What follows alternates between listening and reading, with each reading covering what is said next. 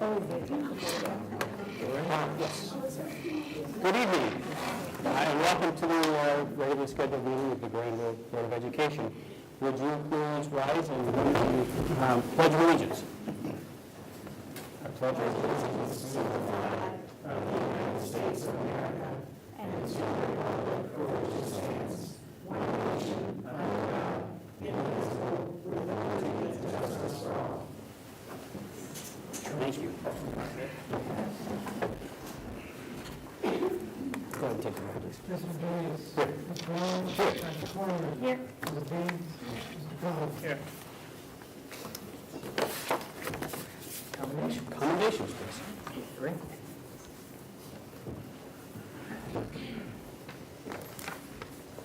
This is always the best part of the meeting from my perspective. First up in commendations this evening, we have GHS students and visual arts teacher Sarah Noble and visual communications teacher Jennifer Kinsley, who submitted artwork to the Scholastic Art and Writing Competition in December, and two of the pieces of artwork were selected for an upcoming exhibit. So Ellen Miller, an advanced art student, earned a Silver Key Award for her watercolor piece, Bento Box. An honorable mention for her watercolor, American People in Joy. Kate Palmer submitted 2 years from CTEC's photo composition and digital design classes, earned her a gold key and honorable mention. Their work will be featured in the 2018 Central Ohio Regional Scholastic Art Awards exhibition, February 12th through the 22nd, at the Columbus College of Art and Design's Attic Gallery and the Kansenzi Center. I probably just brutalized those. Congratulations, and come out with your teachers.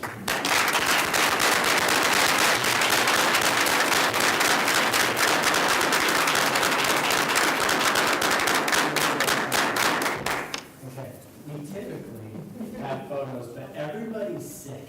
Yeah. Will you take pictures for us? Yes, I would be happy to.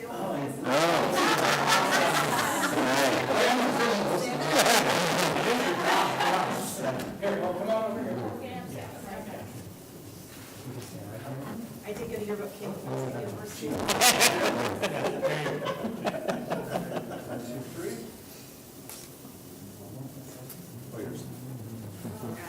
Thanks, Craig.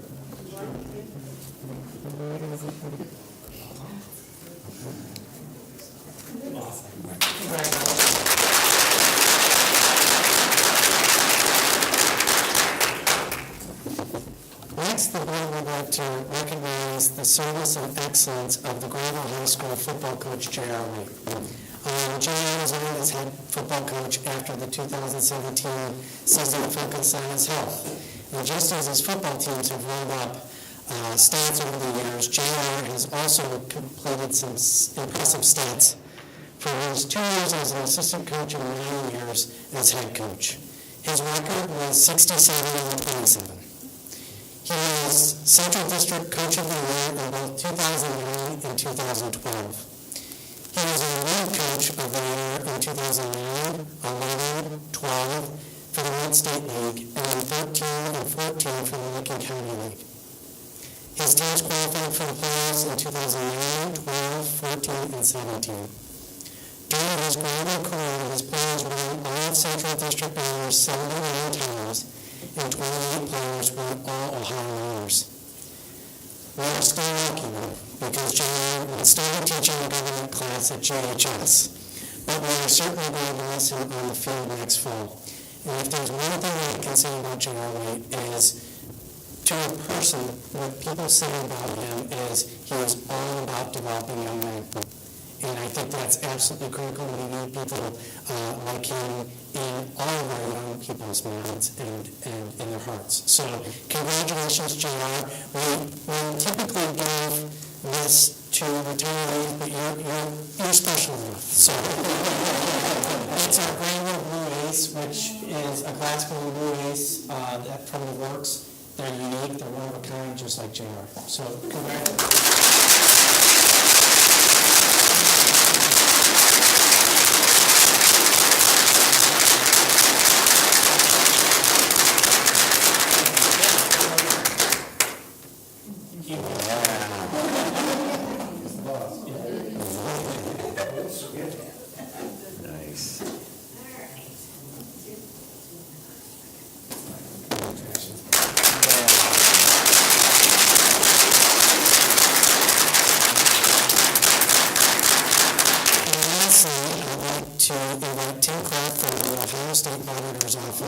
will present Granville Executive Village School District with the 2017 Award of Distinction for Financial Audit and the Comprehensive Annual Financial Report. Tim, thank you for being here. You can lift that up. Thanks for having me here. A lot of times when the Auditor State's office, you hear about us, it's usually we're bringing bad news. Tonight's one of those great nights that we thoroughly enjoy, and we get to bring some good news. Tonight I'm here to present the Auditor State Award with Distinction, which is the highest award the Auditor State's office presents. The Auditor State Award with Distinction is given to those entities that file an annual CAFR, timely financial reports in accordance with the GAAP, as well as receive a clean audit report. Clean audit report means your financial audit did not contain any financial recovery, material citations, material weaknesses, significant deficiencies, and single audit findings, or any questionable cost. This week, not quite understand this, but the one thing I can understand is how hard it is to get this award. Believe it or not, there's 5,800 levels of government in the state of Ohio. The Auditor State's audits all 5,800 of them. From the Ohio State University to the smallest township in Benton County. And out of those 5,800, roughly right around 5% of them receive this award. So as far as we're concerned, we're operating in the 95 percentile, and please forgive the joke of the ace joke. With that, I'd like to present the Auditor State Award with Distinction to Mike Silver.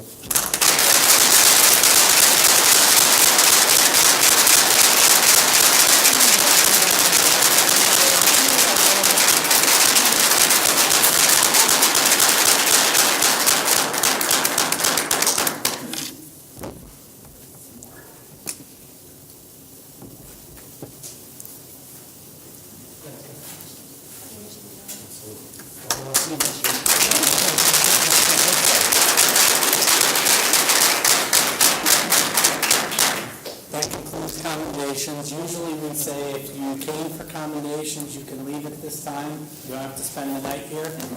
But if you'd like to stay, feel free to stay.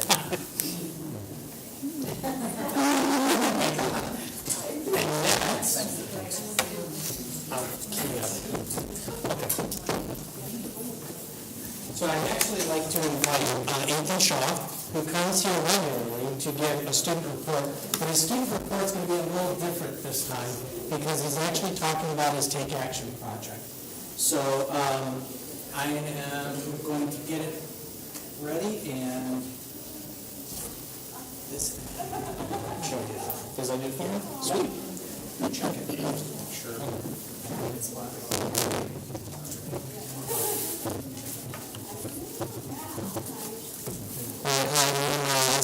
My name is Ethan Shaw, and I'm here to talk about my Take Action project.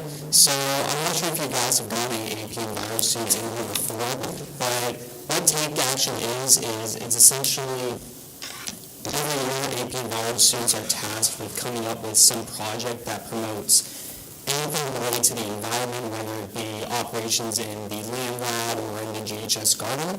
And so this year, what me and my group decided to do was a living wall.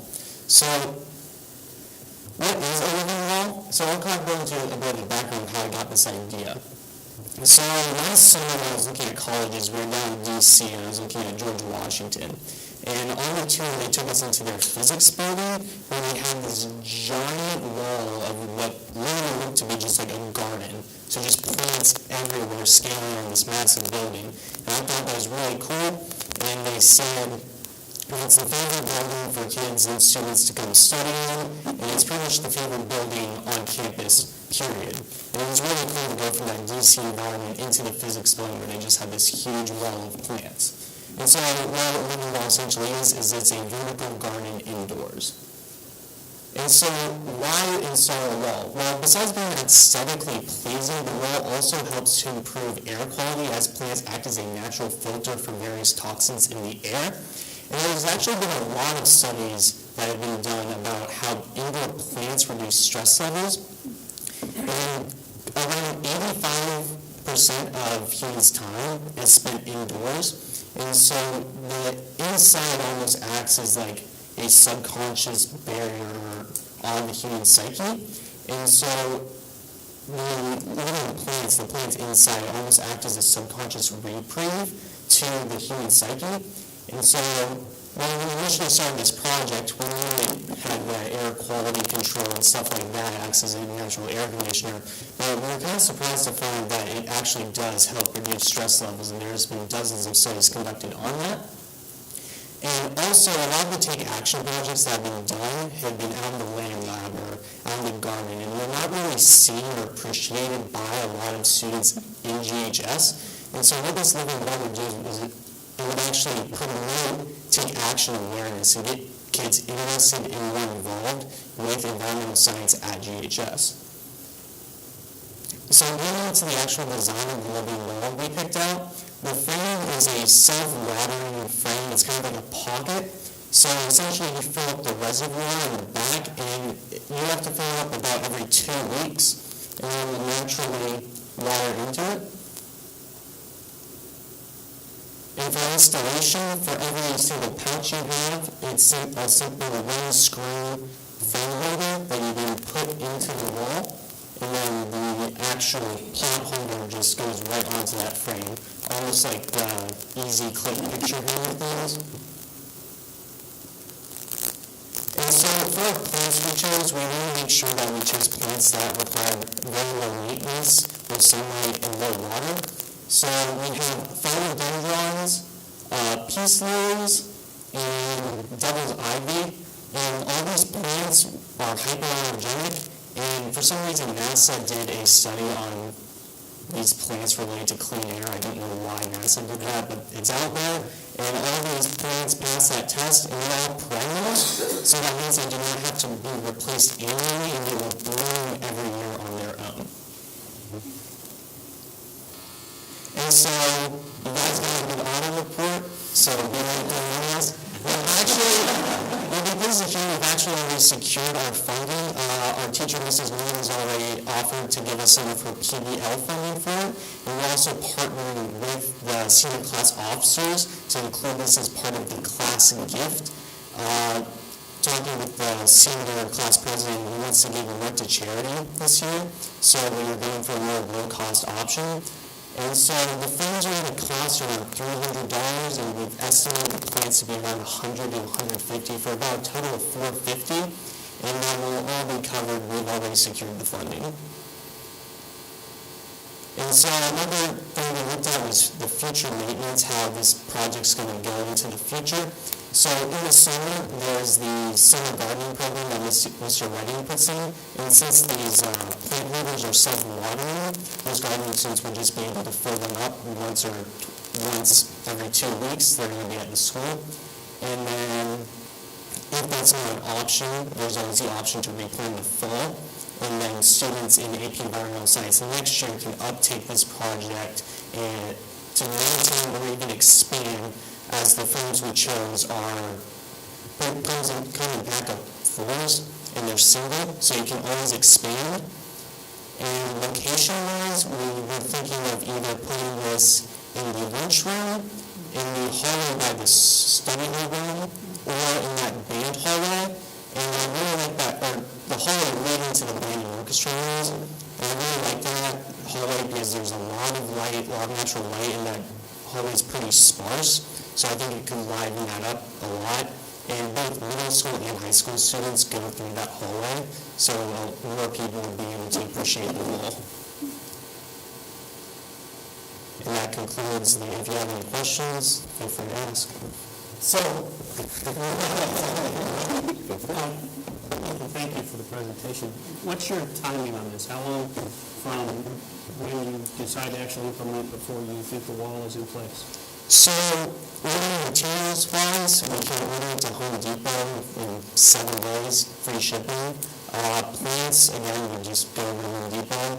The main thing would be we would require some of the school's help for the installation, as you would probably need to leave the school. Yeah.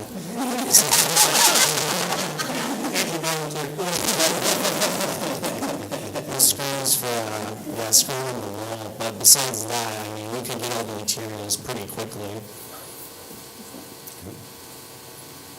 How big is it? How many plant holders? So we're ordering 4 sets of 4, 16. I forget the actual dimensions, but I'm trying. we have a visual representation. Take around,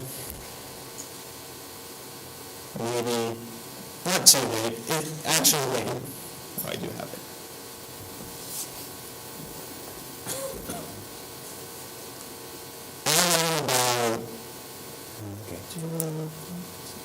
About 9 to that, and that's how big it would be.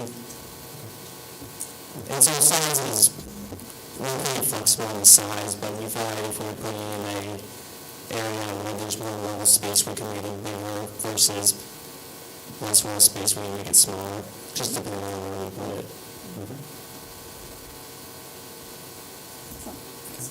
That's great. Good stuff.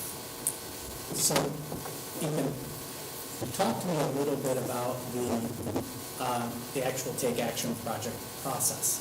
You know, is it something that you find value in? Talk a little bit about that.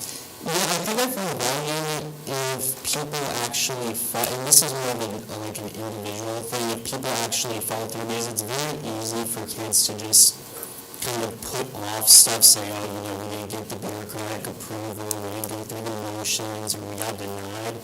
And I see a lot of that, but I think the projects that do come out where kids actually put the effort into it, some great stuff comes out of it. I think it's very valuable that way. It's just some kids don't really have that drive to do that. But I think it's very valuable for the kids that put the effort into it and good things come from it. So let me ask on the issue of students who get discouraged by the bureaucracy, what can we do as a bureaucracy to help with that process and maybe make it less daunting? I mean, I'm pretty comfortable in things like this. I know a lot of kids are very uncomfortable with maybe coming to a school building. I don't know why, but it's just how they are. One thing is, a lot of kids just don't really have that experience in how to actually go about it. So maybe I'd say a bit better direction in how to deal with the bureaucratic system and some more guidance in how to deal with those emotions, I think would be beneficial. Thank you. But I'll give you guys credit. You guys are a lot more responsive than the village council. I know something I have to go through them, and I hear nightmare stories about that. So. I love that next time. Excellent, thank you. That was a great discussion. You're going to do that this spring then? Yeah, if it gets approval, which I have the sheet right here. So how are you going to stop Mr. Redding from playing carrots in there? I can do it this year, but next year It's out of your hand. It's a whole nother ballgame.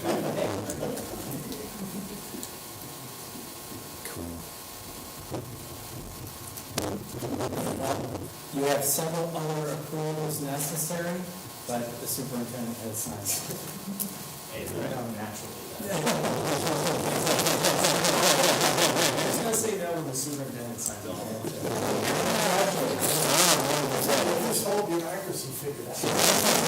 It really was.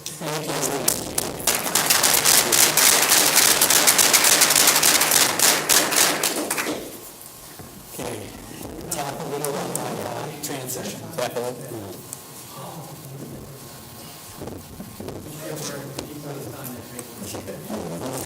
No, I need some additional questions. I'm rubber stamped with the superintendent. Yes, I will sign it. Get my green pen.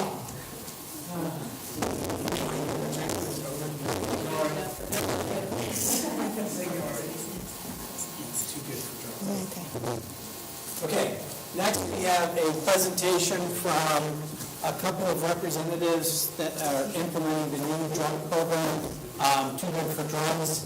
Remember, this was part of the overall look at substance use or abuse in our district.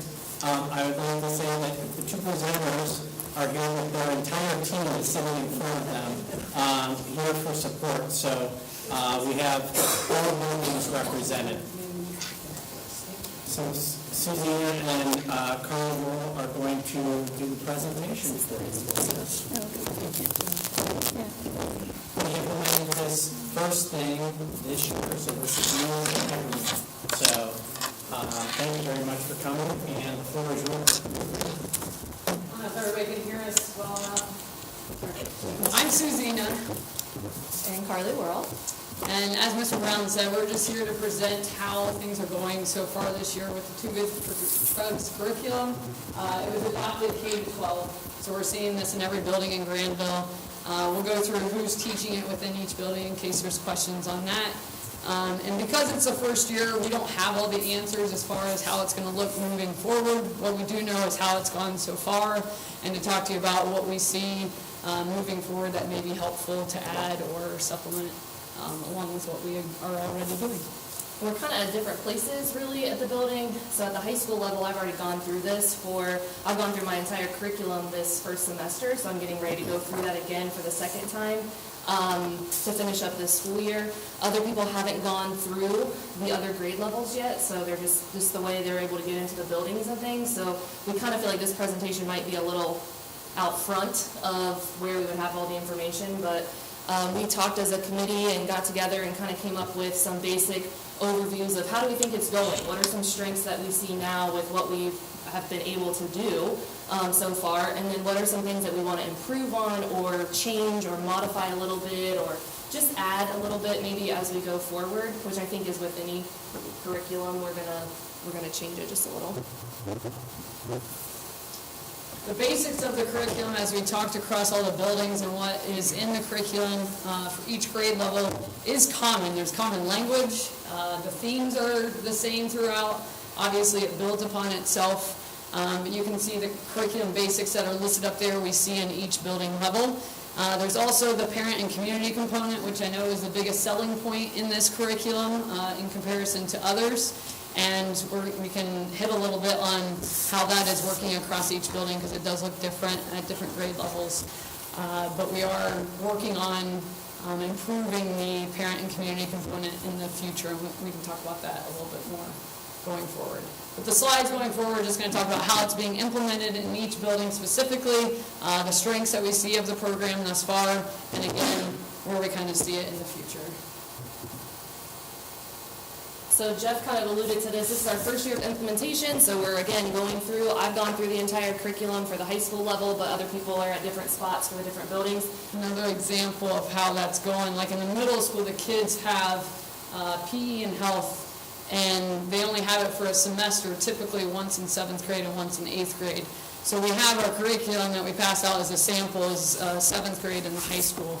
We also have an 8th grade component, so we kind of have a part 1 and part 2 to teach for the middle school. And we do have a couple students that take it year round, so they're sitting through what is part 1 or 7th grade this year. Next year we will implement and put forward the grade 8 or part 2. So our current 7th graders will be the first middle schoolers that see the entire middle school curriculum piece in its whole. And right now I could only speak for half of what the middle school curriculum is, where that's different for Carly at the high school, and I know the elementary and intermediate school have their own scheduling things too that make theirs different. So just to try to enlighten what we mean by that being different across the board. Each program, so whether it's at the high school or middle school or what, it's 10 lessons. So we're trying to get through a lesson in a class period pretty much. And we'll talk about what the strengths and weaknesses kind of the program. If we're going through it the first time, it takes us a little longer to get through a lesson than, say, someone that's done it 5 times or 10 times.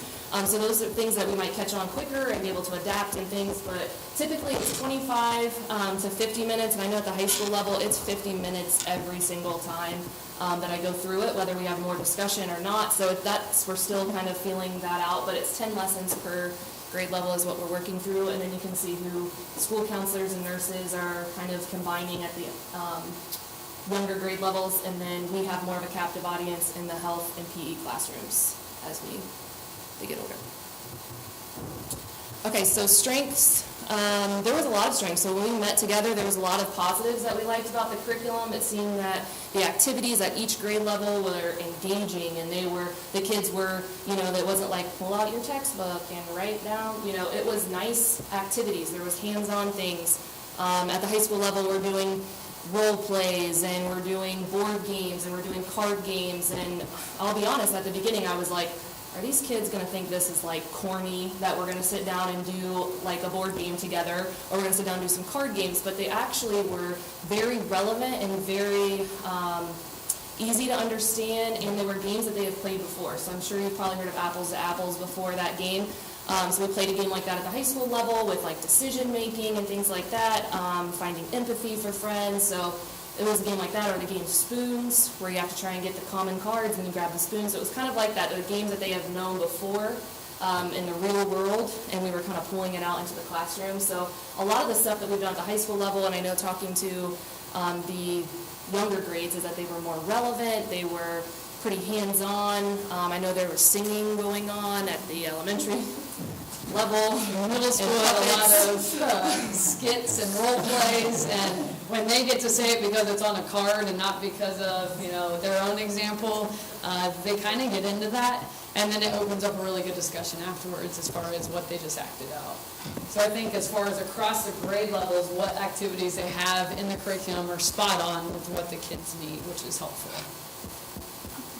I think consistency and structure, K through 12, that was like huge, that we were trying to find a program that was like, are we teaching the same thing? Are we using the same common vocabulary? And are we, getting this message across at early ages and being able to build upon it? Because to be honest, when they get to the high school level, by that time it's too late for a lot of these conversations to start. So this has been a really good conversation for us as colleagues, that we're having this conversation across the board anyways.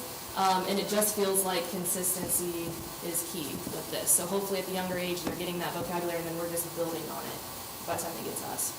And I appreciate this was adopted and put in place for K through 12, because our state standards don't have too much specific when it comes to drugs, which is, in my opinion, terrible. And thankfully, as a school district, we've come together to realize the importance of what all of this is providing our kids, and how having that language the same K through 12, where they're going to say, they're talking about this again, they're going to see the importance of that.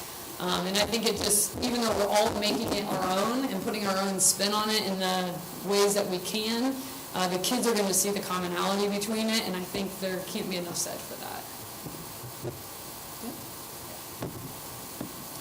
Moving forward, we've talked about different supplemental ideas. There are things that were missing in the curriculum.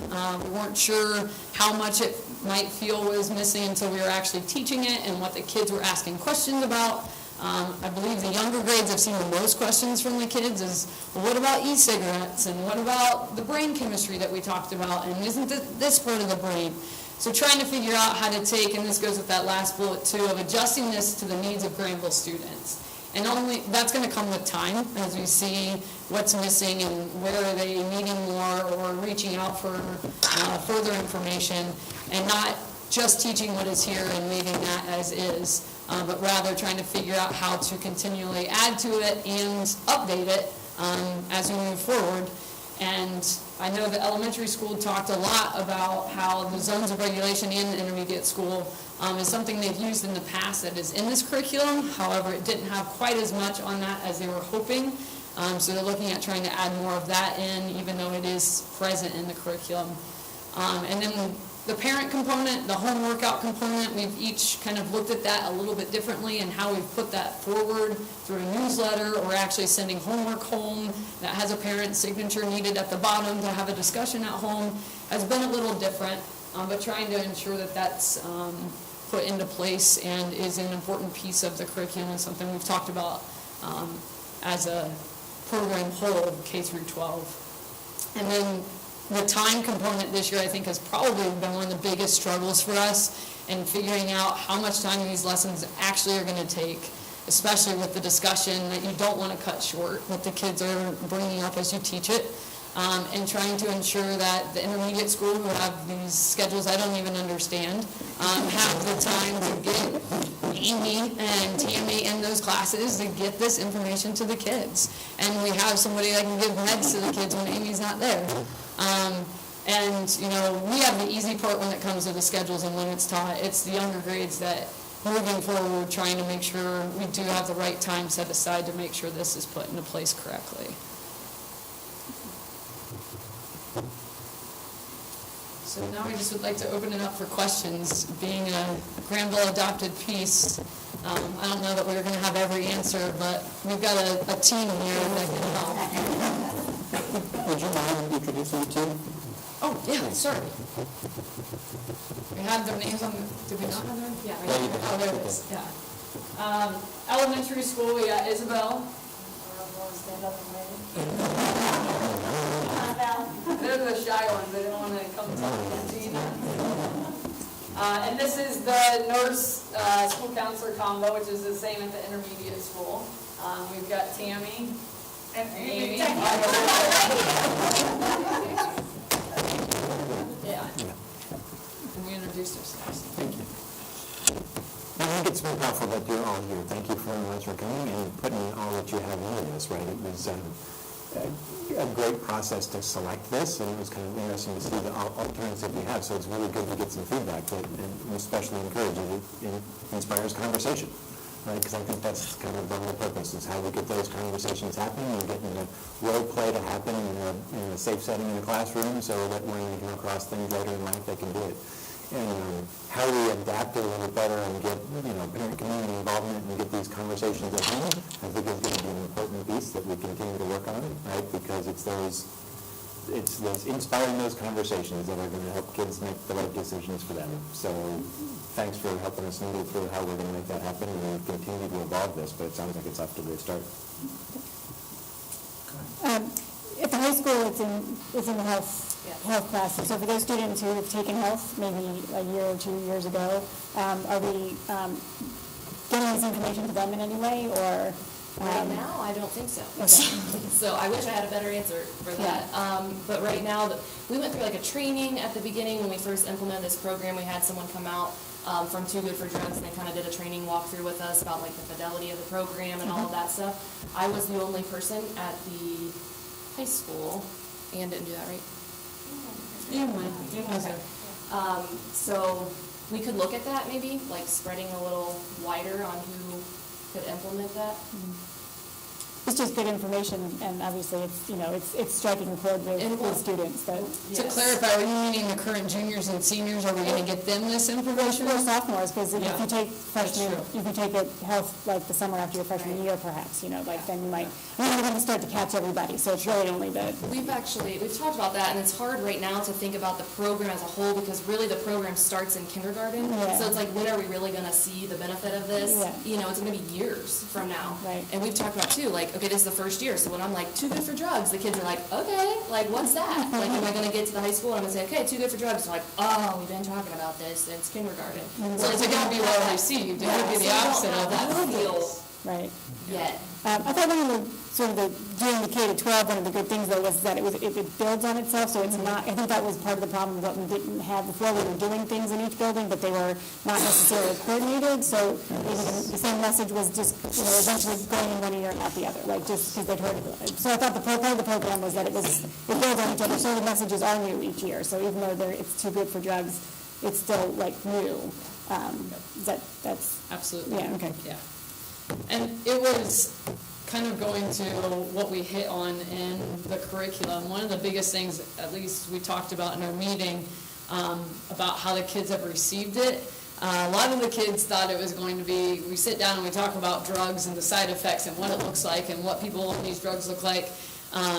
And in middle school, I think we were 5 or 6 into the 10 lessons, and I had a middle school boy raise his hand and say, are we ever going to talk about drugs? And we had to take a step back and say, we're talking about goal setting and peer relationships and decision making and refusal skills, because this is the foundation.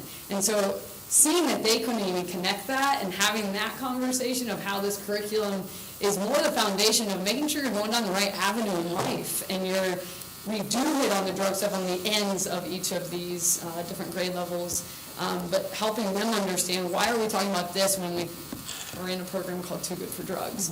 And actually bringing that to the front of the second semester and saying, here's what this curriculum is going to look like, help the kids, I think, realize before having to ask those questions how this is going to kind of play out, which is already an improvement. So I believe if we talk to you in 3 years, we'd be able to say a lot more than we are tonight. Sure. Yeah, for sure. Do you have any idea so far of how you're going to be able to measure the success of the program? I mean, are we going to just fill out surveys, or is it a community cultural change, and then how do you actually measure that? They have a survey at the end of each of the grade levels. It's in the teacher's manual that we can make copies of and pass out to use their measurement. I don't know if that's what we're going to use going forward. We actually haven't hit on that. But I think it is worth a discussion to make sure that it is meeting the needs. And That's a question for Ryan Bernath.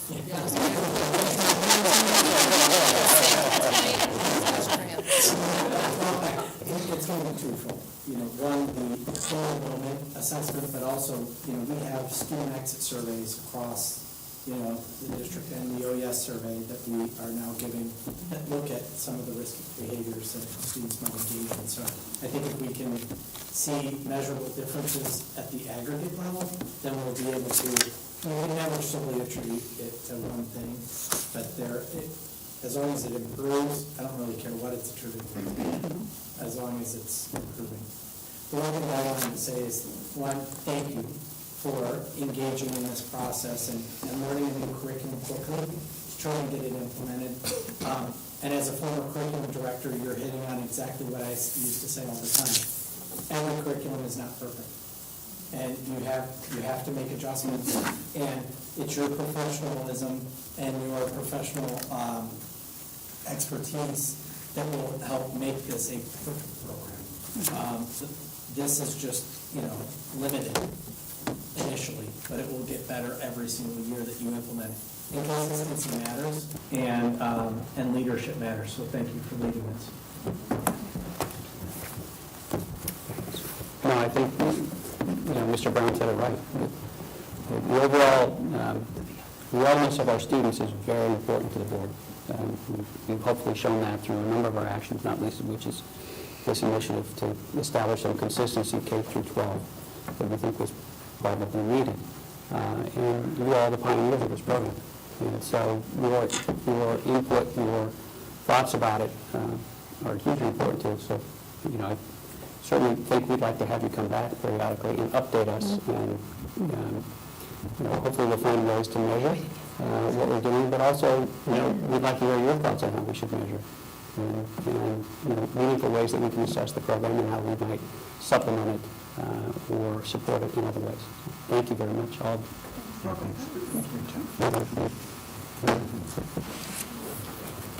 We're going to switch other PowerPoints as well. Yeah, I would imagine they didn't get too many copies of it.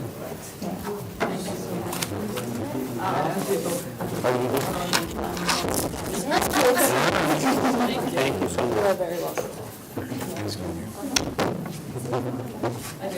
Thanks so much. Audience dwindles.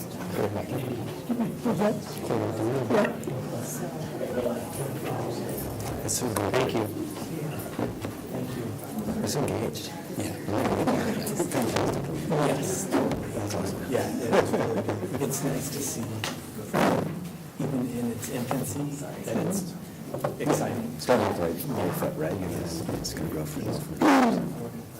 Okay, next, as we're getting set up, the Amoresco group coming to talk about the energy project that we've undertaken over the last, 6 months, 7 months, and they're going to give an initial report.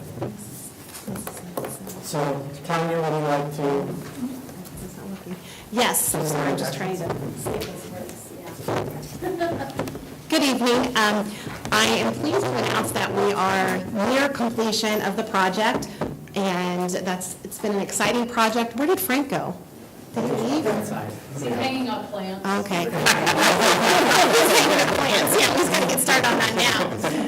So we've been very comfortable working with Amoresco. We feel like we've developed a great relationship with them, and we couldn't be happier with how the project is heading. Frank would reiterate that, I'm sure, if he's here, if he was in here, but he's not right now.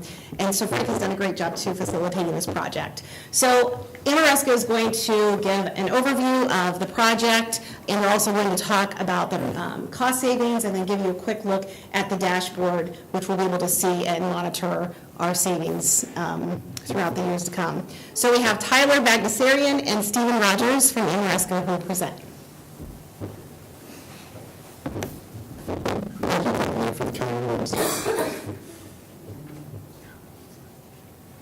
So you guys might remember this slide from about a year and a half ago. These are, the numbers, investment and savings for our project.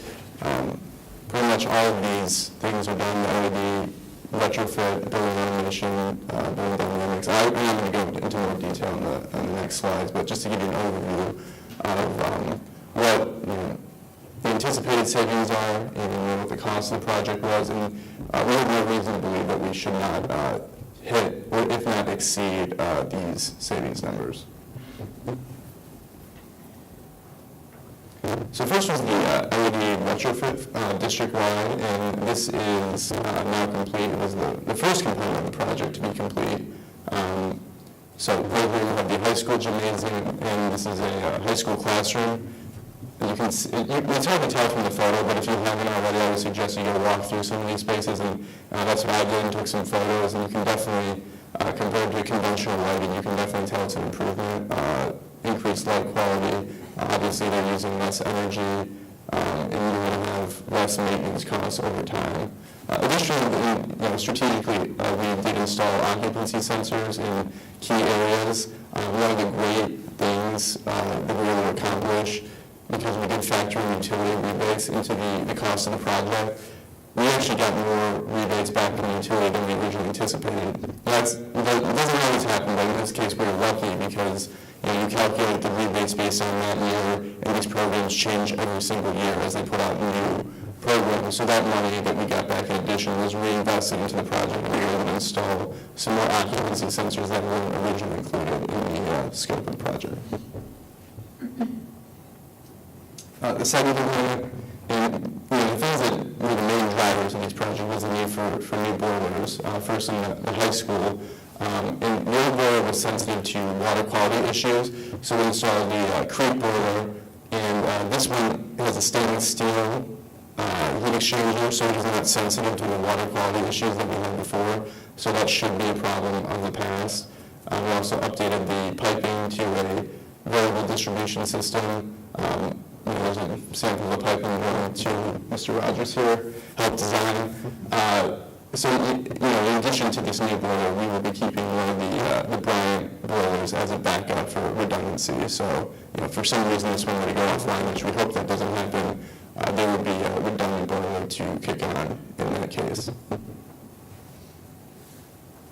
The intermediate school, we installed 2 Unilex boilers. You can see different model numbers. One is larger, one is smaller. Now these are high efficiency near condensing boilers, and they will operate in sequence to maximize the efficiency of both those boilers based on the output need of the temperature of the loop that's required for that, the temperature of that day. So the control system will optimize how much each is burning and when it's burning to maximize the efficiency.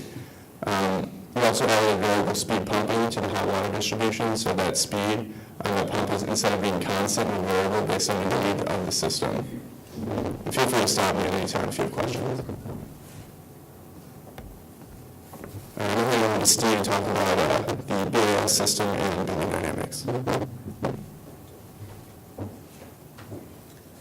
So the additional scope of work that we had here was to retro-commission or optimize the existing Delta control system that the district had invested in. And this was just a point-to-point software exercise. There's a lot of ground to make sure everything is functioning optimally and that what we're telling it, the software to do is physically happening out in the space. Delta is a great system. It's something we use all over the place, and we have many customers that have it. But it's still just a building automation system that turns stuff on and off. tells it what to do. It doesn't check the functionality of that. So what we went through is actually make sure all the sequences are there, make sure that it's to code, make sure that it's actually in the parameters that we want it to be, to make sure it's energy efficient. We've also developed a mechanical punch list of, here's the stuff we found. Yes, the software is telling this damper to open and close, but is it physically happening?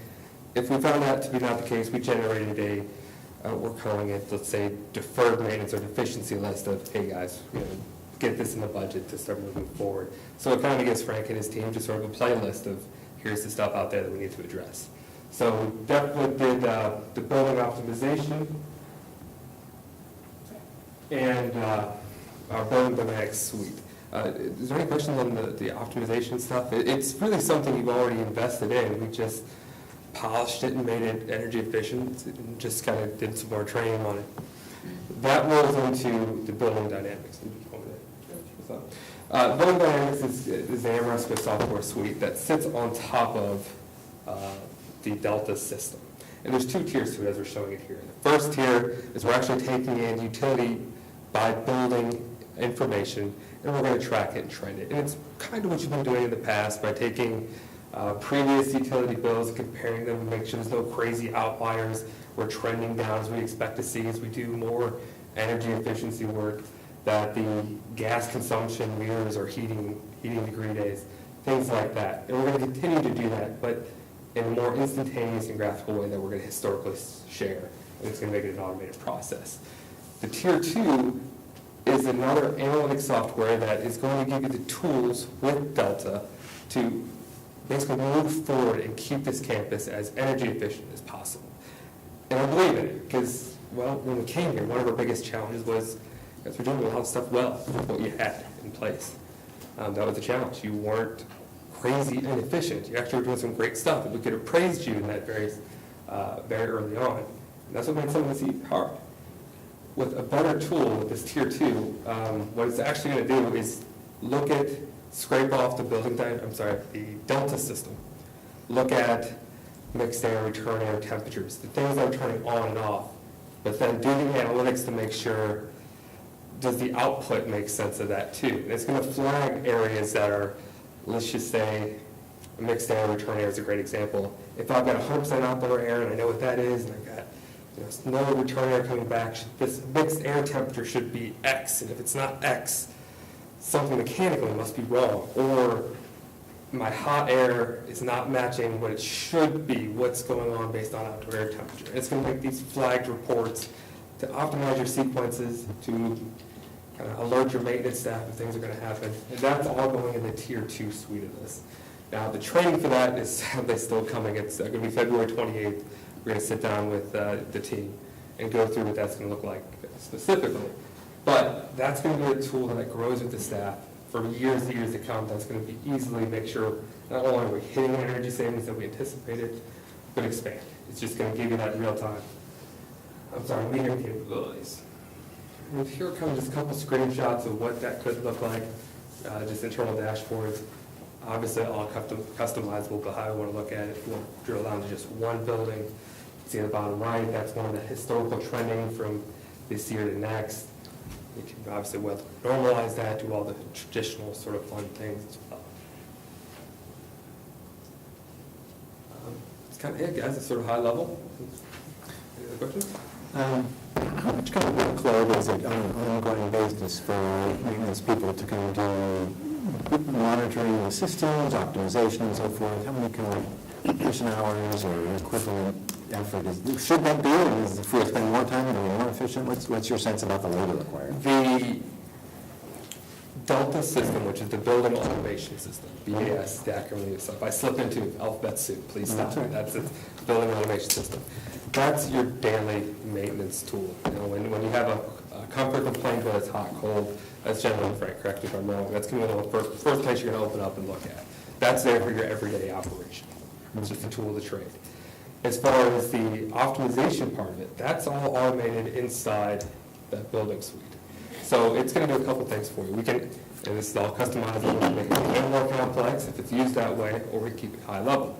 We can use flagged events that generate reports and email it out if we find low limits or something like that, or something that we find a mechanical failure, that's automated, will generate a report. As far as optimized sequences, meaning, let's just say warm-up schedules. We have a night setback where we're letting the building drift back 8 degrees at night, and when by 6:30 in the morning, we want to hit occupied temperature so people walk in, they're comfortable. And if it didn't hit that, do we create an alarm? Do we hit a report?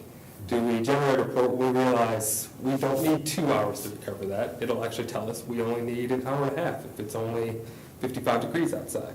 But if it's 30, give me more. That's the type of stuff that automation is going to generate for us. And we can do that quarterly, we can do that annually. The optimizing thing is kind of it's tuned. Yeah.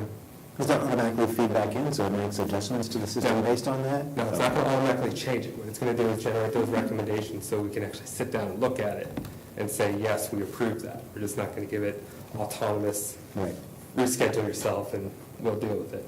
As we can all take it tribute, we can have the best intentions, reprogram, reput schedules, hit the go button, and then we hold the phone and wait for the first phone call. When you change something, it's a problem. But no, it's going to generate what it recommends, I guess would be a better way to put it, and then we still have to physically say, yes, let's make this change. Okay. Other questions? No? I just think, I would applaud the board for continuing to look for ways to be as efficient as possible, because we ultimately turn around and use that money in the classroom. And so we tend to talk a lot about operating budgets, and what we're really talking about is what can we do to impact the classroom. Any money that we don't spend on facilities, we orient towards operating. So that's our ultimate goal and that's our mission. So I appreciate you taking this leap forward, and I'm sure there will be other projects that we entertain in the future. So Thank you for the report. Thank you for coming in front and for all the work you're doing with us. We appreciate it. thank you. Thanks. Thanks very much. We're now at the point in our agenda where we open the podium for public comment. If you would like to approach the podium and comment, please state your name and address and put forth your comments in 3 to 5 minutes.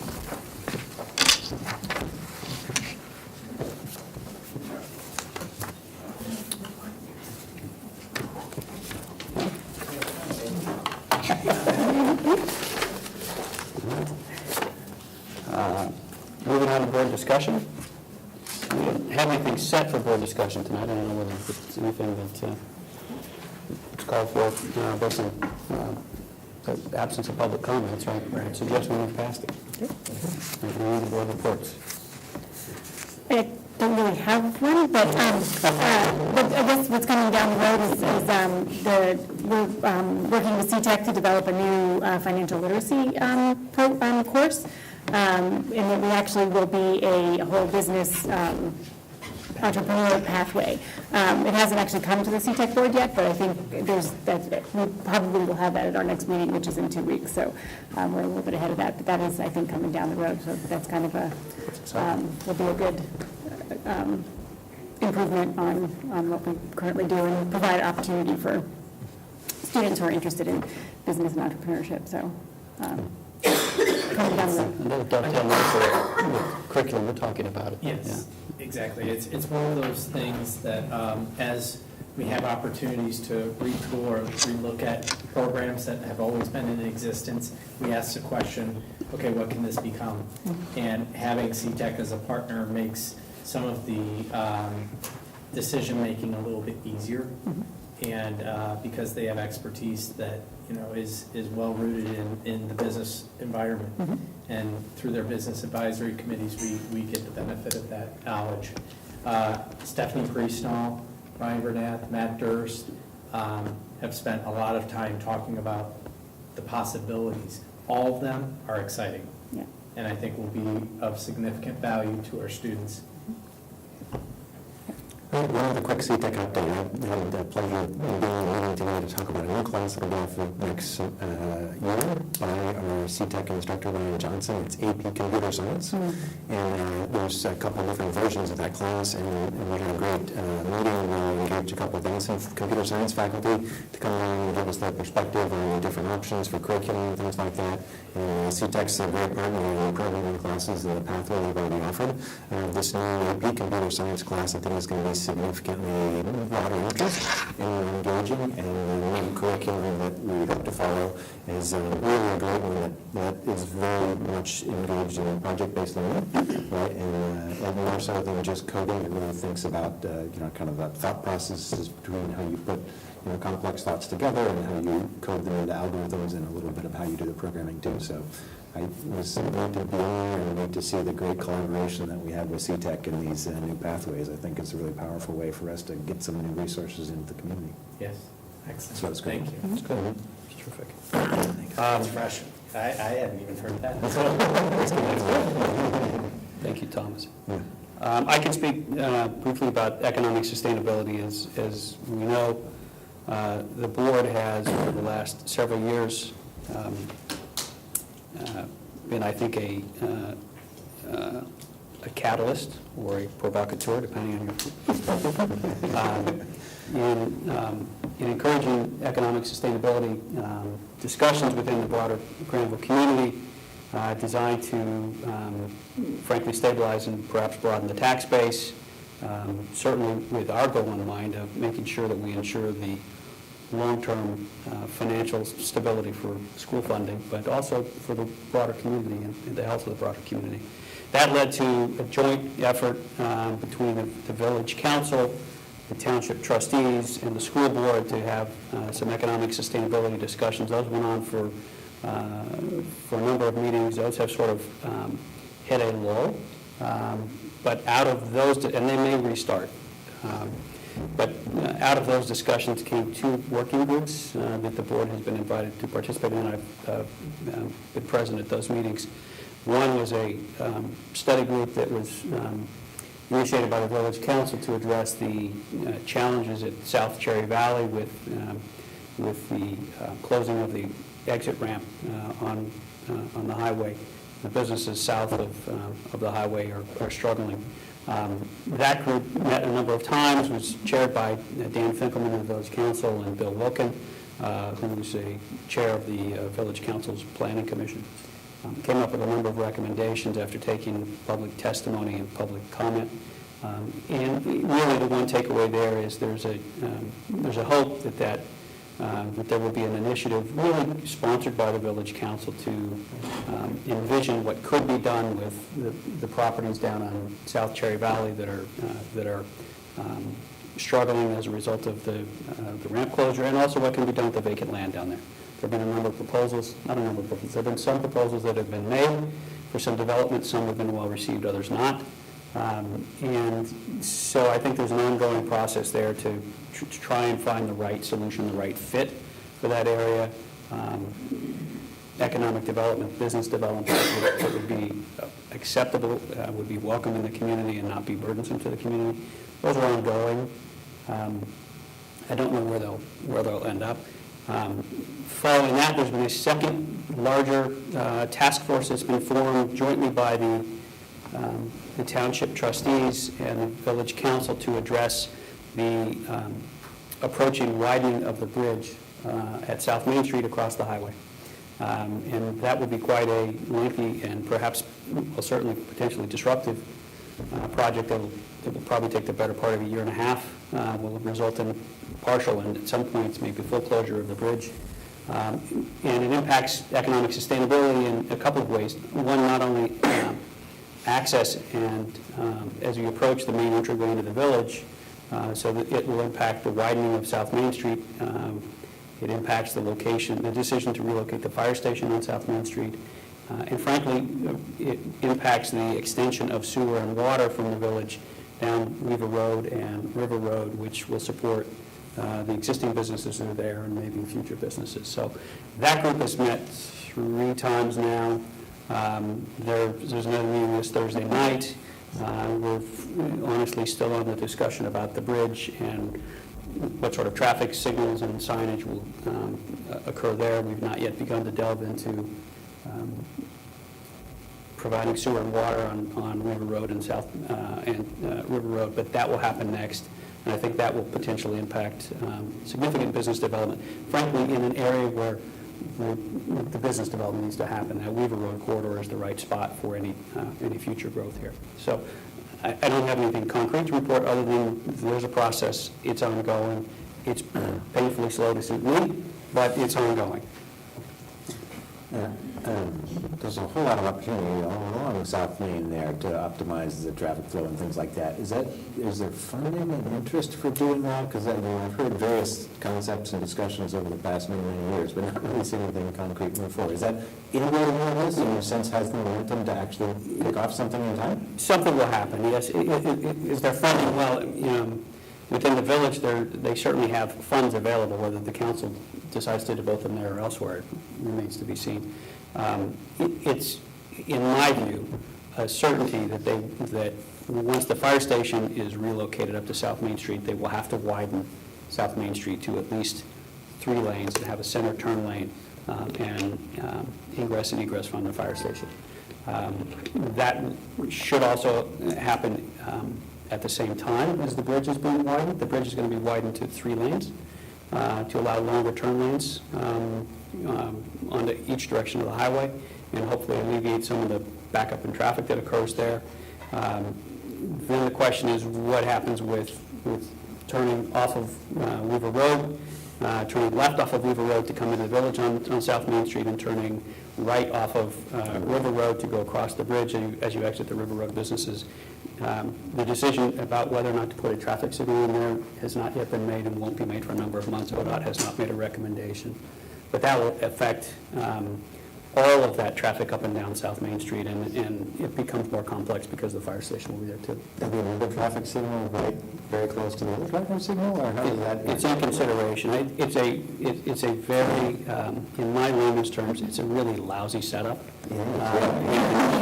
Turn left out of there anytime after It is. people are leaving the park and all kinds of stuff. So I think, if I would characterize it, and I'm not attributing this to comments from the ODOT engineers or anybody else, my takeaway is really the decision about whether to put a traffic signal at the intersection of Weaver Road and South Main Street it is designed to benefit traffic on Weaver Road or River Road, or the decision not to put a traffic signal there is designed to benefit the flow of traffic on South Main Street. Can't do both.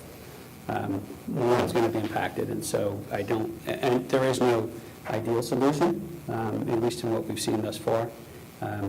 The traffic signal to me is impactful because of the desire to help businesses develop along, particularly Weaver Road, but also River Road. It would seem to me that at some point you're going to have traffic signals there. There's some creative ideas that were thought of as a part of the development down there as well, where the River Road would dump out closer to where the fire station is going to be and so forth. Are those in serious consideration, or are there other alternatives that are not bad? Because it seems like all the ones I've heard are not, doesn't really fix the situation. There's no perfect one. There's a discussion, and it hasn't yet come to that group, but there have been discussions over the years about a secondary access road off of River Road, which would go behind and parallel to South Main Street and come out somewhere close to where the fire station is, which could help alleviate traffic coming on and off of River Road, and doing for Weaver Road. The question there is that does that then necessitate a traffic signal for that? And does that help problems or cause further problems? And it's well beyond my pay grade as a novice traffic engineer to understand. Okay. There's a lot that's happening. There's a lot that will happen in the community going forward. And one thing I would do is applaud both the leadership of the village council and the township trustees for getting out ahead of this, for being not only interested in how the bridge will look, the aesthetics and the functions and the traffic flow on the bridge, but also how it impacts ingress and egress to the village, and they're working closely to make sure that is as least disruptive as possible and ultimately helps traffic flow. But it's just it's a tough intersection. Right. Thanks for being there and support that. Action we don't take. 1101, resolution accepting the resignation of a board member. I need a motion. If no one makes a motion, you can't. I suppose I'll make a motion. I'll second it.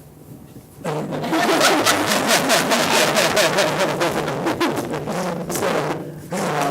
promised Andrew I would not do a big to-do about his departure, but I do want to make at least a small comment. You know, you always wonder about a new person joining the board and getting them up to speed. And I think Andrew's skill sets in communication, politics, understanding some of the issues that are facing our young people, he's been a significant asset to this board. And we've tackled some difficult issues with him on the board. And I appreciate his commitment to this community, and I've appreciated his feedback to me as the leader of the organization. And so I'm going to miss you. I wish you the best of luck. I'm going to miss your kids. So I hope that they do very well. And wish you and Don the best. Really very much appreciated your, not just your insight, but your wisdom. The way you look at things in a fresh light has, I think, provoked a lot of discussion and consideration here, and it's been very, very beneficial, I think, to us overall. And we wish you wit. We're sorry to see it go, but we know it's another exciting adventure for you and Don and your family. We wish you well, and we hope you won't be a stranger. Thank you. Let me just say that it's known that we are moving for diversity reasons, right? But I don't want that to take away from the discussions that this board has started about diversity in this community, right? I think until our village leaders kind of learn that we live in the 21st century here, and that while we may be a welcoming community, that doesn't mean we're an inclusive community, right? So I just want, like, me and my husband would be happy to stay here and fight the good fight, and we're white dudes, right? And I can't have my 3- and 4-year-old be the representation of their skin color, right, for their entire grade. So we're going to move on to diverse pastors in Columbus, but I know that you guys will continue that conversation and aggressively push for more diversity within our schools. Yep. So I applaud you for continuing that into the future. Thank you. And thanks for having me, because you were instrumental in having that conversation started, so I'm glad you were here for that, sir. Okay. Take it off. I suppose so. Mr. Cohen. Aye. Ms. Dean. Aye. Mr. Miller. Aye. Mr. Chase. Aye. With regret, thank you. 1102 is the resolution authorizing pay. So moved. Second. This is the second step in the payment in lieu of transportation for students attending private schools. We deemed the transportation impractical at our last meeting, and this is the second step in that process. This will allow us to make the payments to the families for their transportation. These are simply the payments required by, Payments required by statute where they were going to a private school that was within 30 minutes of the district, but it is not practical for us to provide transportation services for the limited number of students who are attending these two schools. any questions? Take a vote, please. Mr. Miller. Aye. Ms. Dean. Aye. Dr. Coleman. Aye. Mr. Chase. Aye. Next is our consent agenda, 12.01A through C, 5. Second? Okay. I'd like to highlight, obviously, we have a nice laundry list of donations, which we always appreciate. We have our supplemental contracts, mostly for the spring sports that we offer. And we have one resignation of an educational aide. And then the leaves of absences are really related to FMLA requests for the most part. Any questions? What was the grant to Ruth Ellen Cosman? What was the grant for for the Licking County Foundation? She received a grant? The very first one? The very first one? Just curious as to what the grant was? I can't remember what you got in the grant for. 486 here. Yeah, reading books for the bookworm. Oh, okay. Yeah. Thank you. Great. Great. I was wondering, when you were saying it, I was thinking GEF, but it was Licking County. Yeah. Gotcha. Okay. And Feed Up to Play 60, which is giving GMS a significant grant here, also supports the intermediate school? Is that right? Well, that's, Well, that's the intermediate school, but you've gotten grants as well for the intermediate school? yes. What's the, heard of that organization? What's their funding source? The NFL, Feed Up to Play 60. Great, Yep. fantastic. Thank you, Mamie. Yes. Take a roll. Aye. Mr. Conlon? Aye.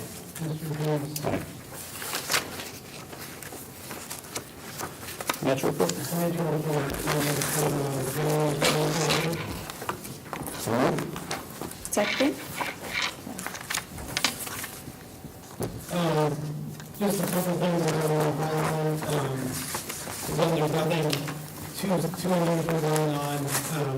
Spending, the politics are a little bit out of whack right now.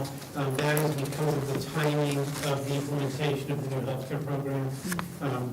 We've made those contributions to employees' HSAs in January.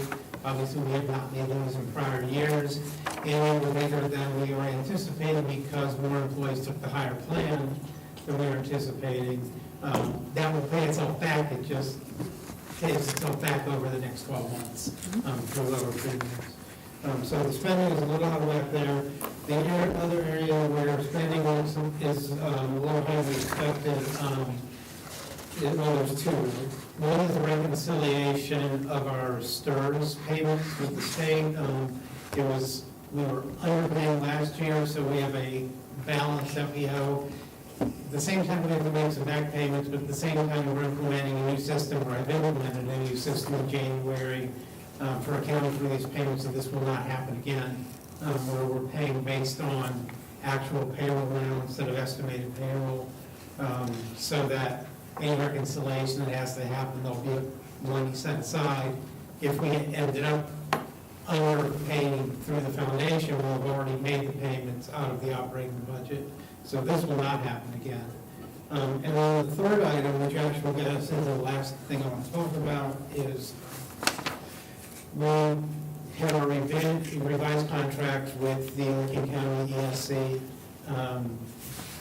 They had underestimated our costs from last school year significantly, especially in the area of preschool.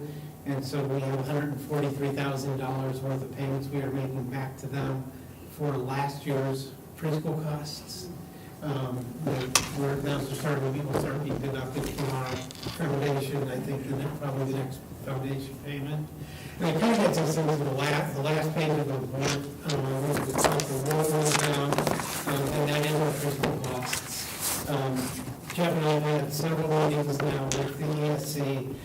Turned out last year, our final bill for preschool was almost $418,000 to educate 26 students, but about 15 or 16 FTE students. It worked out to about over $32,000 per person to do preschool education. That is a cost that is high, unreasonable. It's unsustainable. Unsustainable. It's unsustainable. This year, our actual costs are going down because we have fewer kids in preschool this year, but we are paying on an FTE basis this year over $33,000 a kid. Again, total costs are lower because last year we had 26 kids, this year we only have, I think, 11 or 12, something like that. and so there's fewer kids that are lowering the costs. They are looking at some cost controls through the preschool provision of services. And Jeff had another meeting with them last week on that. Yeah, they're going to do some restructuring, and, which will result in about a 15% decline in the per month cost. But, you know, the ESC is designed for economy of scale, so that you can realize cost efficiency because you don't have to offer the services yourself.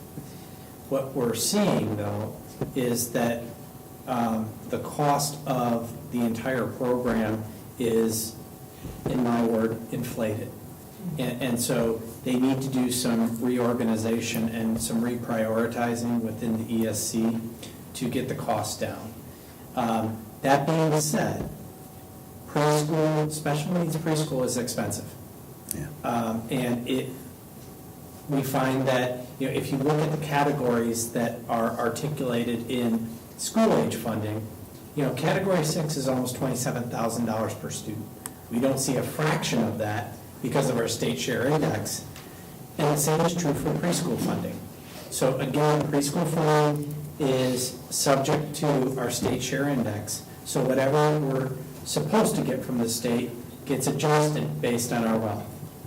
And it's a struggle that, you know, I know Mike has been advocating for at the State House, that the cost to educate students that have special needs should not be subject to any state share index deduction. So the cost is the cost. So the state should bear some of the responsibility for funding that more in totality. So we are pushing on the ESC to try and lower their costs as much as possible. And they struggle with some of the same issues that we struggle with from the standpoint of when people enroll, yeah, they are our public preschool. And so we take anybody. Rightly so, we are a public school system. So they're challenged in that way as well. So do you want to elaborate on? So our goal is to continue to look at preschool and other ways that we can provide a similar service at a reduced cost. Bottom line, OTs, PTs, speech, psych, all of the services that are part of the wraparound preschool are expensive. And so we're challenging to try and get the ESC to lower their costs, but we're also going to look outside of that at other providers. Do most of the districts in our area also look to the ESC to provide those services? Sure. So some of the bigger school districts provide their own services because they have scale.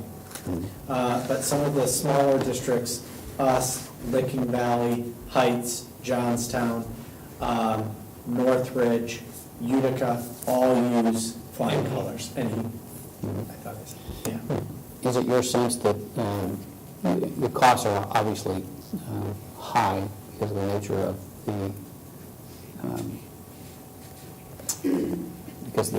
of the services that are provided, but is it your sense that that the ESC is less efficient maybe at providing those services than some of the larger districts around here? I guess what I'm getting at is, you know, one of the things I think we would ask you to do is look at alternatives, come back to us, and make recommendations about whether there are ways to do it better, certainly without lowering the standards, but ways that maybe we could partner with other schools to find more efficiencies in operations. So the question is whether you see those efficiencies in place in some of the larger schools that are providing those services, or whether that could be obtained through partnering with some other smaller schools that also look to the ESC. Yeah. So two thoughts. One, I think we have a new superintendent at the ESC who is coming in with a fresh look at some of the cost expenditures across all of the services that they provide. So we have been encouraging him to take a very close look at all of his expenditures. The second thing that I would say is while we look at those, there are consultants that will come in and look at, how we could do preschool ourselves. It's usually an 18-month process through the certification board process, because you have to be independently licensed by the State Department. But we're looking at all of those things. So we're hoping to come back to you and say, yes, we either stay with the ESC, or no, we need to look at doing this someplace else or internally with other districts joining us. Are kids getting Served? what they need? Absolutely. I mean, from a service standpoint, Flying Colors does a phenomenal job. Their teachers are very well trained, and they do an amazing job. And when they come to us as school age, They're prepared? I don't know that they're prepared, but they are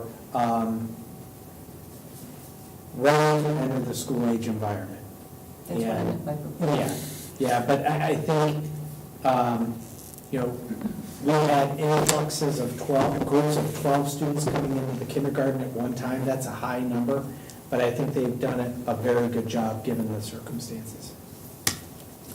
What's an average class size? I mean, There's state ratios, so it is 8 to 1, and you have to have a certain number of, I hate the language, it's the state's language, not ours, typical children embedded into those programs. It has to be a 1-to-1 ratio. So in a classroom, if you have 6 special needs students, you also are required to have 6 Right. non-special needs students. Yeah. I guess though the question that I was asking was, are we seeing an unusual number of children needing services? Is that number growing? So our number yo-yos. Okay. So That's we've what I- gone from 26 to 11 to 23 to 5. And it's not predictable? It's not predictable. It's very unpredictable. Yeah. We should make it difficult to take it on ourselves with that sort of. Correct. Yeah, because in the year that we have 5 students, we're overstaffed and we're whipping. In the years of 26, we're getting more staff. I mean, Could I ask one other Sure. question? How, at what age do children, does it depend on the need, but at what age would those services start up until kindergarten age? Yeah, so it starts at 3. Okay. And then, and there's also itinerant services and services that are part of Flying Colors. 2 years ago, we actually did a lot of the services in-house because we had a small number, a lot of it was speech, and we had a little excess capacity. Right. But then the numbers grew both in the preschool and among our own students for speech, for speech needs, and we just didn't have the capacity to do it in-house. So last year, we moved almost all of it back to Flying Colors. 2 years ago, we did a significant portion of the speech work here in the district.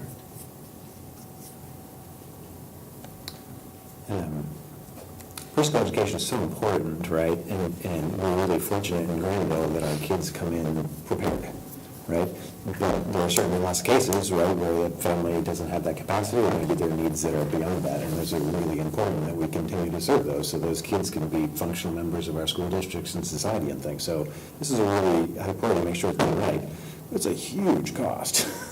Well, that's really a stellar number. And I think like any big expense that we have, we scrutinize it, right? And whether it be a capital expenditure or whether it be one of our facilities and the efficiency and so forth. And I think this is one that's, ripe for opportunity in terms of at least understanding and convincing ourselves that this is being spent best, right? Because within our, always limited budget, right? I think there's got to be opportunities there, and I really love the idea about collaborating with other districts, right? I know it's hard to think we can just do everything ourselves, and I'm not sure that's the right decision here, but I think opening up the conversation right now and taking a really good, hard, solid financial look at it in parallel with an understanding of the importance of the education, I think is really timely. So thank you for taking that on, and I support that. If there's anything more you need from us, come back and let us know, and we'll go from there.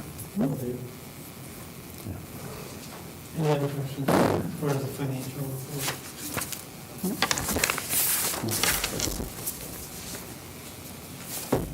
Mr. Miller? Aye. Mr. Coleman?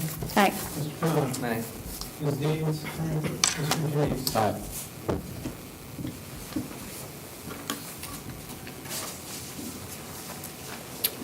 We'll entertain a motion to enter into executive session. So moved. Second. There will be no action after. No further action. Yeah. Take the roll. Ms. Davis? Aye. Mr. Miller? Aye. Mr. Cronin? Aye. Dr. Coleman? Aye. Mr. James? Aye. Thank you all. You're not done yet. We'll probably wait 2 or 3 hours.